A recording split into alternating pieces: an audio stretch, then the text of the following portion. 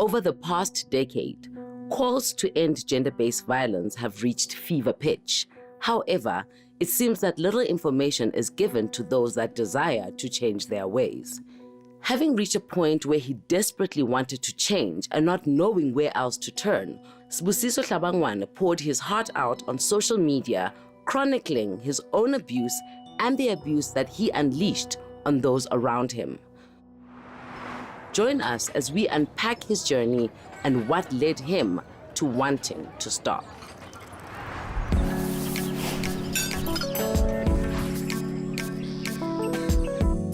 I invited you today because I saw your posts on Facebook and you were expressing something that I felt very deeply about.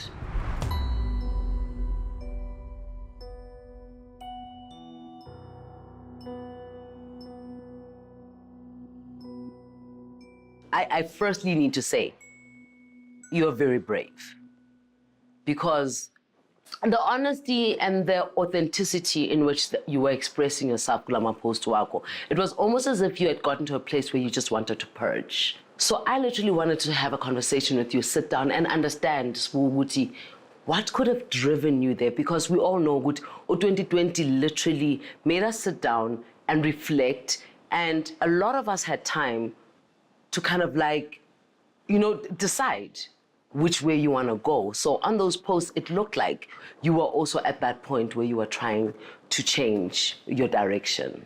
Correct. Where I live, I literally live alone.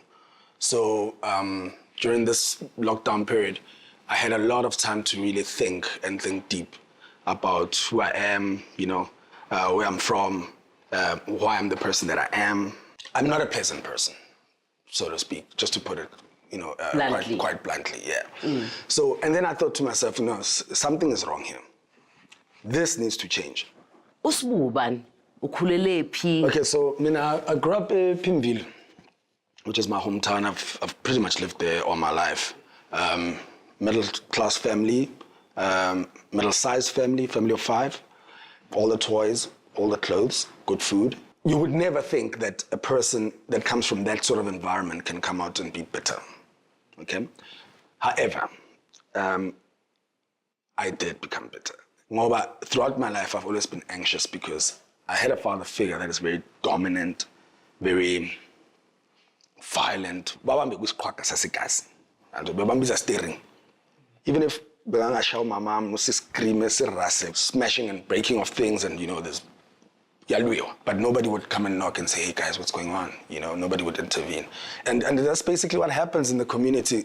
Cowardly men get away with these kind of things because of other cowardly men. And I would like to be one of the people that actually stand up and say, Ebafit, you know what, this thing has to stop at some point. So did you find yourself ending up following in his footsteps and his behavioral patterns? No, look, I was groomed to be that person. He used to teach me to become violent towards women, to become violent towards other men. How so? He told me, Ilwa, after beating my mother,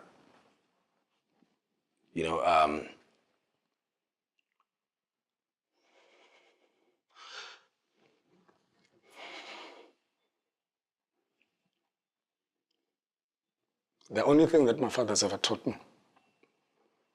is to after hitting my mother so hard. And that was literally saying, this is how a woman should be treated. How did that affect you and your relationships as you were growing up? I have done so much damage. Abantu are always on the back foot when dealing with me because of the reputation. What prompted you to go on social media? And the people around me, I had to know, man, wait a minute. I can't be blamed for this. Yes, I did play a role in it. However, let me just set the record straight with where's all this coming from. Are you excluding yourself from the role of being the abuser, of being the perpetrator as well? I'm not by any means excluding myself from it. But I'm saying I want to open up conversations around how does a person get to where I am. Okay? I'll take full responsibility for every single thing I've done. But I also want to share that every single thing in EU, I learned it in the home where I was supposed to be nurtured and protected. Mina utshwala ngabufunda endlini. Ama-drugs ngawafunda endlini. Violence ngayifunda endlini. Crime ngayifunda endlini. Every single thing that is wrong that I've done or sort of experienced, I learned it endlini la ngihlala khona under my parents' house, and especially from my father. And I know my mom, she played a role in being an unpleasant entity in my life. I don't want to touch too much into that one, but I'm big in our life because I believe she could have done a better job protecting me from this monster. Did she ever try to leave? She did. She did. But they're together still? Yeah. In your romantic relationships? Yeah. Did you carry any of the traits of Ubaba no Mama? Yeah. I used to beat women. Fortunately now, I've got a lady who would say, when I understand, I would say, I've got this personality, rough or violent. So she immediately, she does the opposite. Whereas the ones before, then the situation would be explosive. They like these sort of people like me. And I grew up most of the time, most of my life, not having a problem to attract females because of that whole aura, rough and tough. So your violent nature was attracting women? That's what happens. I mean, if you can look generally in the township, the thugs are the ones that get the girls. And they'd be okay with you beating them? Oh, well, they never leave because of that. They could leave for maybe other reasons, financial difficulties, and it matter. It's never been a problem because of the violence. You've never been left because you were violent? No. No woman? Were you ever violent with your current partner? Yeah, a few times. And she stayed? Yeah, she's still there. The good thing is that with her, she was more understanding of where I come from and why I'm the person that I am.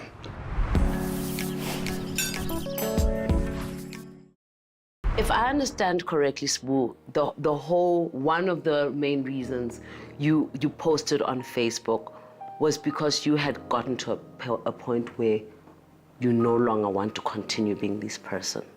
You want to change and find better ways of dealing with who you are in order to become a better person. Am I understanding correctly? 100%. And you know what? I'm happy to say I've gotten feedback from people. This is a change. And to just answer your question correctly, I would say, yes, I want to change, but mainly I want to sort of expose iqiniso, or address. Machita.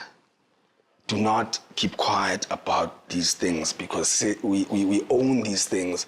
That is why it won't explode one day. But when's because we own these things, we don't talk about them. To post those things, a lot of guys were coming to me, but man, why are you hanging your dirty laundry in public like that? But Buffett, we need to start to talk about as party. I bet my father to become the prick that he is. He probably went through something similar as well. So it continues this thing. So at some point, address them so that we can become better fathers to our children. Right now, I don't know how to be a good father to my son. What I found interesting about your situation from your posts and also having spoken to you is that everybody who has the willingness to change something in themselves has some sort of support. If I'm an alcoholic and I want to get off alcohol, I can go to Alcoholics Anonymous and be taught how to stop being an alcoholic. But if I'm an abuser, I have nowhere to go. And this is why I've requested somebody who can literally come on and perhaps give you some tips and skills on things that you can use in your journey of moving from being a perpetrator to literally helping other perpetrators to stop being perpetrators while dealing with your own abuse at the same time. Okay, yeah, makes perfect sense. I've always known ukuthi I need something ezonginceda to deal with my trauma.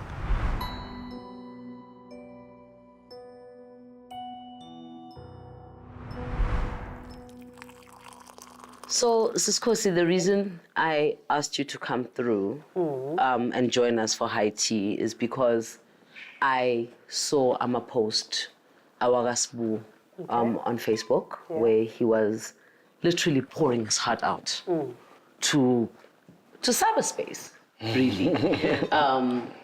To the world. To the world. And I found it very interesting, Uguti, during that point in time when abuse and gender-based violence was being spoken so much about, there was this man who openly and bravely came on to social media and said, I've experienced these types of things and I've also perpetrated these types of things and I no longer want to be there. Yep. In my opinion, that seemed like a cry for help. Yeah. Would you feel that it was, Boo? It was, and definitely it was. Yeah. Is that normal?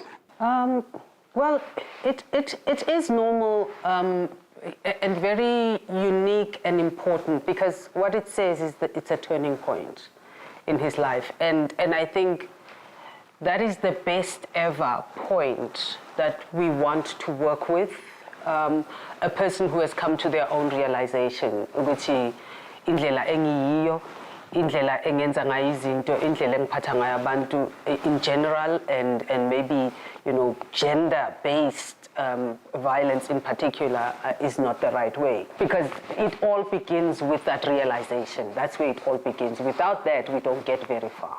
Do you find that a lot from people who are perpetrators and have gone through their own abuse situations for them to stand up and say, enough, I don't want to do this anymore? Abantu besilisa specifically. Unfortunately for many of us, and Usbu mentioned that earlier on, ukuthi, although it is perpetrated individually by one person against another, right? We always have a society that are silently applauding this behavior by the silence. Wonke umuntu uyezwa ukuthi kuyaliwa endlini, and nobody does anything about it, right? What should they do? They should intervene. They should intervene because, as he says, and I think this is the most powerful statement that you've made, Swuguti, you know, cowardly men get away with cowardly behavior because of the collusion of other cowardly men. You know, the interesting thing is that when I became a teenager, right, my mother said to me, "Somtala, solo moholo sposiso ne, and sonale madla, what's up? Stand up for me when he tries to hit me." And that was a turning point. Actually, I was able to actually stop my father from beating my mother from then on. And I have to echo that from my own experience in my own home. When my father, the one time I flew into his face. I was 15 years old. I flew into his face and I said to him, never, ever, ever. And on that day, I said to him, you and I, you're going to have to kill me. Because if you don't, I'm going to kill you. And I meant it, and it became impi, serious. Yes, stratini. I had 18 like this, stratini. And I said, you will never do that again. And that's the thing that needs to happen. Somebody has to put a stop to it because we teach people how to treat us, right? And silence is consent. And it is by those things, consciously and silently, that we let them know that it is okay for them to treat you like that.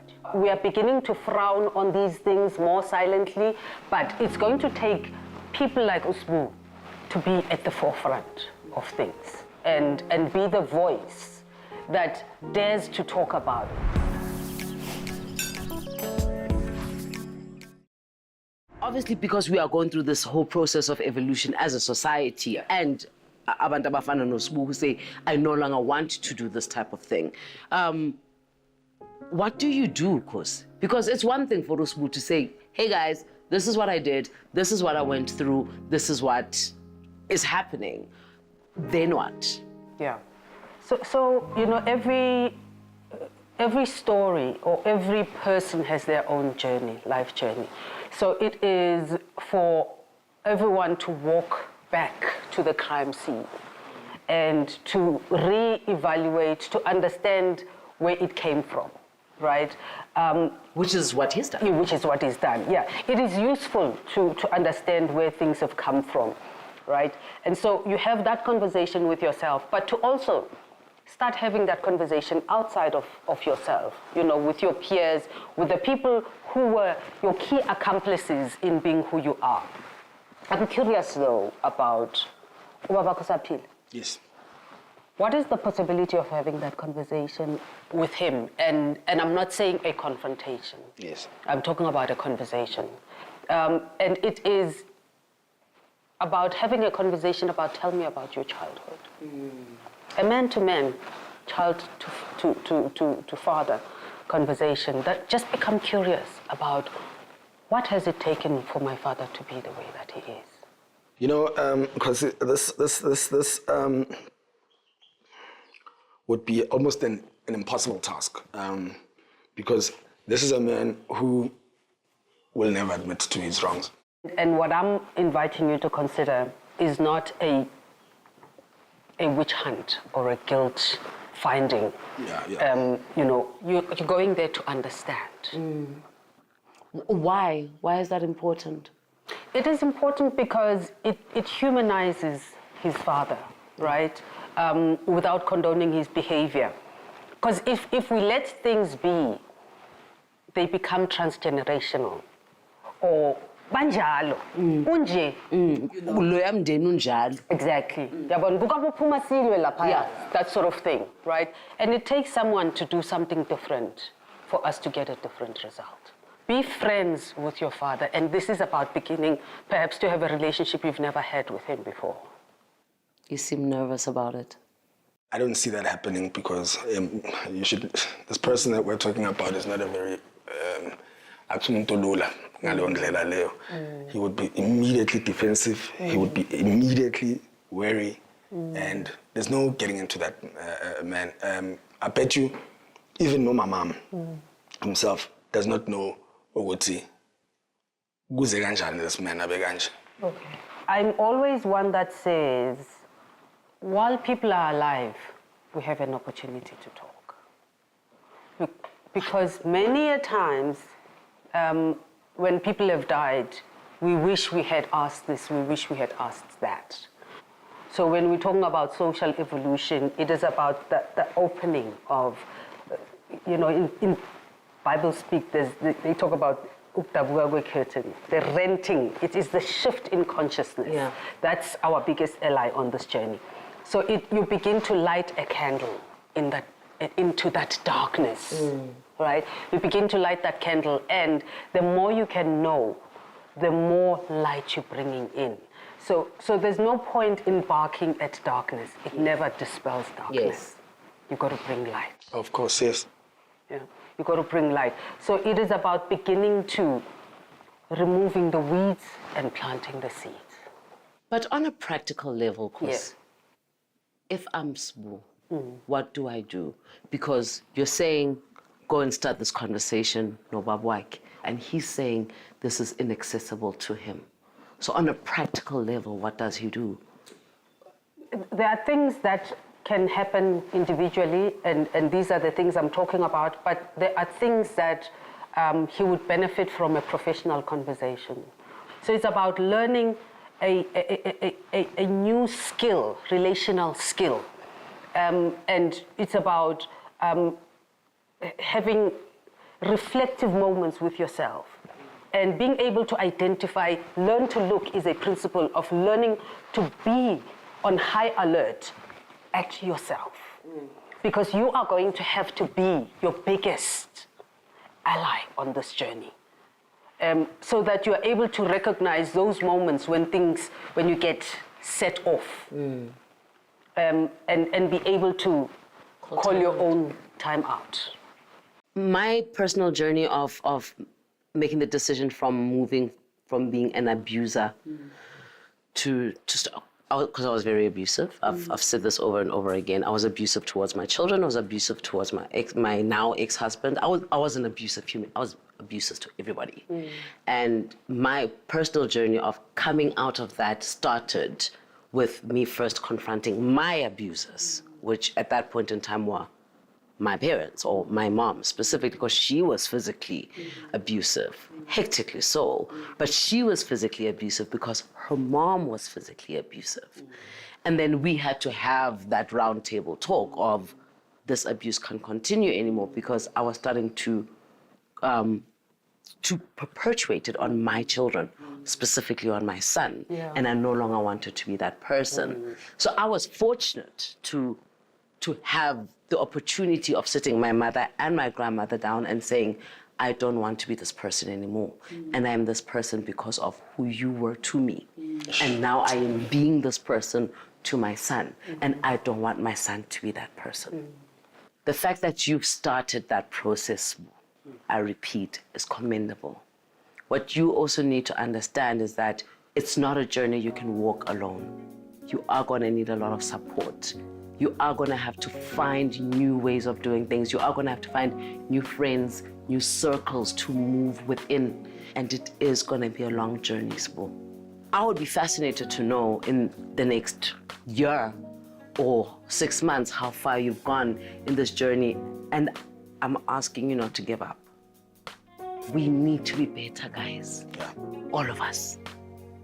Women included. But we'll get to the girls. We'll get to the women. Ladies and gentlemen, we've come to the end of our show. Thank you for allowing me into your homes. And I do hope that from these conversations, you too can find a little piece of hope to make the world a better place. Until next time, love and light.